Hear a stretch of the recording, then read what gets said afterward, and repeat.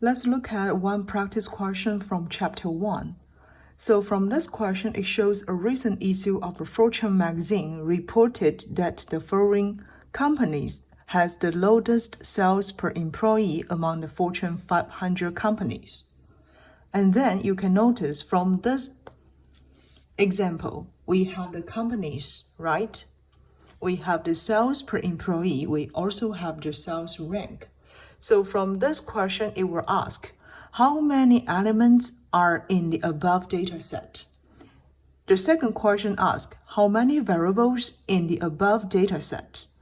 And then the third question asks, how many observations are in the above data set? And in last question, it asks you to name the variables which might be categorical or which one could be quantitative, okay? So let's first review what we have learned in Chapter 1. So Chapter 1 talking about some basic concept from statistics, right? And we introduce elements. So for elements means the entity on which data are collected. So from this data set, we can notice there are 5 companies, right? 1, 2, 3, 4, 5. So there are 5 companies and we collected their data, right?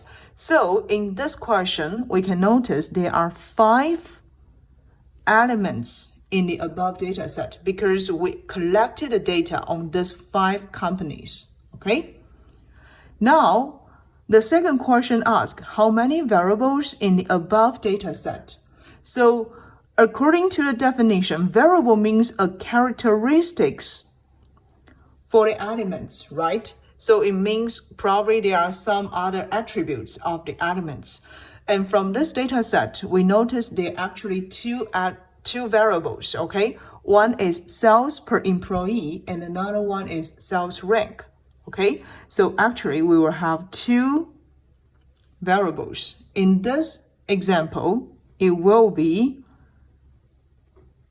sales per employee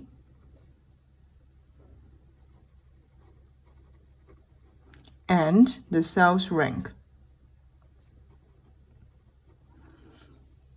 Now the third question asks, how many observations in the above data set? So it asks about the observations.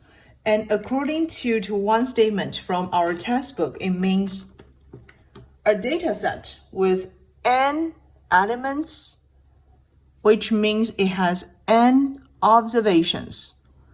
So from the first question, we notice this data set has 5 companies, right, as elements. Therefore, we also have 5 observations. So each row here represents for 1 observation, okay?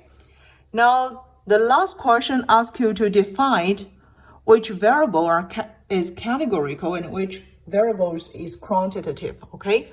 So let's first review what we have learned about the quantitative data and categorical data.